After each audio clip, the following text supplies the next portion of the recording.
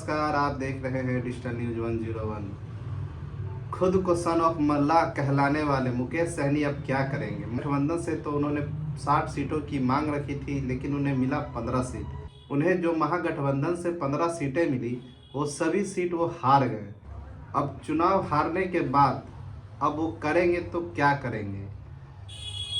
उनका ये राजनीतिक का सफर कैसे अर्श से फर्श तक पहुंच गया, आइए हम आपको बताते हैं। मुकेश सहनी दरभंगा के सुपौल के रहने वाले हैं। 8वीं कक्षा तक की पढ़ाई की, कमाने के लिए घर वालों ने ताना मारा तो मुंबई भाग गए। अपने ही मोहल्ले के पवन साहू के पास पहुंचे, तब उनकी उम्र 18 साल थी।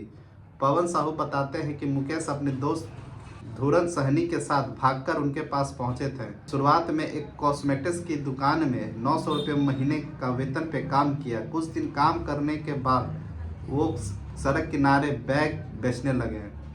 कुछ खास मुनाफा नहीं हुआ तो फिर से वापस उसी कॉस्मेटिक्स की दुकान में काम करने लगे। कॉस्मेटिक्स दुकान के ठीक बगल में एक दुकान थी, कांच का फ्रेम बनाया जाता था। यहाँ के लोग फिल्मों के लिए सेट भी बनवाते थे। पवन ने बताया कि एक दिन कांच की दुकान में कारीगर नहीं था। फिल्म बनाने वाले कुछ लोग पहुंचे, वे कांच के कारीगर ढूंढ रहे थे। इस दौरान मुकेश के दुकान मालिक ने उन्हें शूटिंग के लिए कांच का काम देखने को भेज दिया।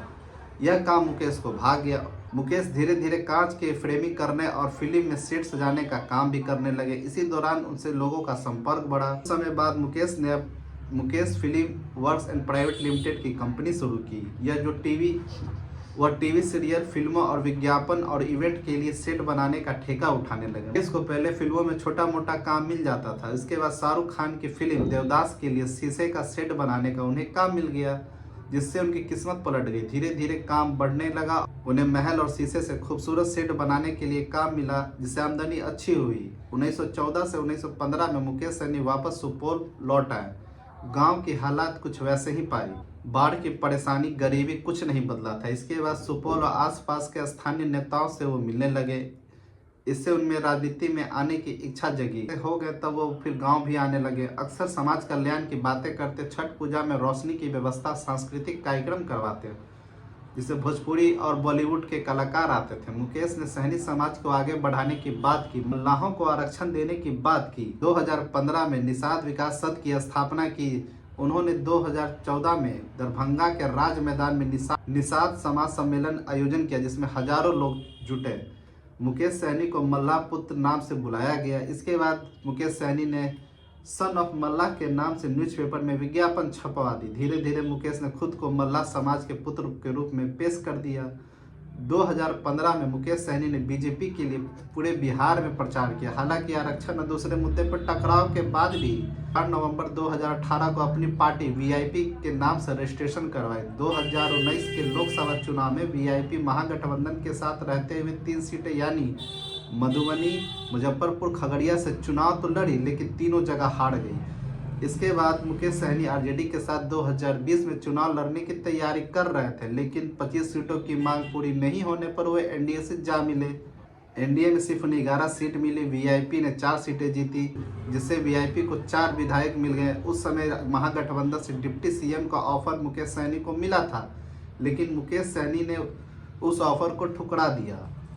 वह खुद सिमरी बख्तियारपुर से चुनाव लड़े, लेकिन वो हार गए। 2020 में नीतीश कुमार ने उन्हें मंत्री बनाया। मत्स्य और पशुपालन मंत्रालय मिला। भाजपा के साथ संबंध बिगड़े तो उनमें 4 में से 3 विधायक भाजपा में जा मिले। वीआईपी अब बिना विधायक के रह गई। कैबिनेट से मुकेश सहनी को बर्खास्त कर दिया गया। मुकेश सहनी 2022 से 2023 के बीच फिर से महागठबंधन के करीब आ गए। विधानसभा चुनाव 2025 में मुकेश सहनी ने महागठबंधन से 60 सीटें और डिप्टी सीएम की पद की मांग की। मुकेश सहनी डिप्टी सीएम की दावेदारी से पीछे नहीं हट रहे थे। सार्वजनिक मंचों और प्रेस कॉन्फ्रेंस के माध्यम से बार बार वो अपने आप को डिप्टी सीएम बनाए जाने की मांग को सामने रख रहे थे, जिससे आरजेडी और कांग्रेस के सीनियर नेता, खासकर अब्दुल बारी सिद्दीकी जैसे नेताओं ने नाराजगी दिखाई और महागठबंधन आधिकारिक तौर पर मुकेश सहनी को डिप्टी सीएम का फेस घोषित कर दिया। सहनी कोई करिश्मा तो नहीं दिखा पाए, सभी सीटें पर उनकी हार हो गई। जात जाति की राजनीति मुकेश सहनी कर रहे हैं, वो कहीं न कहीं एनडीए के साथ थी। मुकेश सहनी अपने समाज की विचारधारा के खिलाफ जाकर गठबंधन किया, सिर्फ इसीलिए क्योंकि महागठबंधन में उन्हें डिप्टी सीएम बनाया जाना था। उन्हीं के जाति के लोग जो सबसे ज़्यादा एनडीए को सपोर्ट करते हैं। ऐसे में मुकेश सहनी ने महागठबंधन के साथ हाथ मिलाया, जिसकी वजह से वोट तो एनडीए में ही रह गए, लेकिन मुकेश सहनी अकेले हो गए और उन्हें ना वोट मिल पाया और बुरी तरीके से वो चुनाव हार गए, जिसका नतीजा आप लोग के सामने है। तो ये हमारी report Mukesh Sahani son of Mallah पे। चैनल को लाइक एंड सब्सक्राइब करिए और बने रहिए डिजिटल न्यूज़ 101 के साथ। नमस्कार।